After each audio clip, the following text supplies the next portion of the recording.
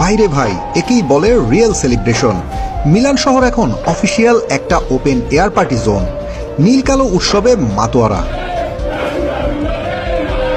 Inter Milan তাদের ইতিহাসের 21তম স্কুদেতো পকেটে পুরে এখন লিটারেলি ক্লাউড লাইনে ভাসছে।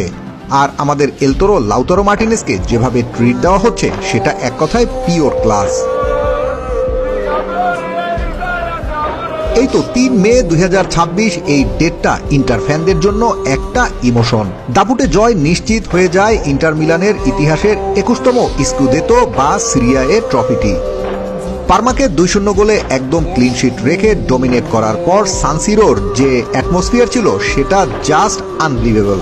4 দশক পর ঘরের মাঠে শিরোপা জয়। সানসিরোর সেই মিউজিক, ডান্স আর কালারফুল আতশবাজি পুরো মিলানকে একটা নিরাজজুড়ি প্যারাডাইজ বানিয়ে দিয়েছিল। উৎসব এখানেই শেষ নয়। নেক্সট উইকে মিলানের রাজপথে নামবে সেই আইকনিক ওপেন টপ 5। প্লেয়াররা ট্রফি হাতে সমর্থকদের সাথে ডাইরেক্টলি এঙ্গেজ হবে। 13 মে লাজিওর বিপক্ষে কোপা ইতালিয়ার ফাইনাল।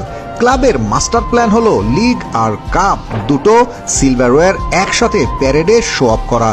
আর অফিসিয়াল ট্রফি হ্যান্ডওভার হবে 17 মে হেল্লাস ভেরোনার সাথে লাস্ট হোম গেমে। এদিকে ইন্টার মিলানের এই সাফল্যের নেপথ্যে যিনি ঢাল হয়ে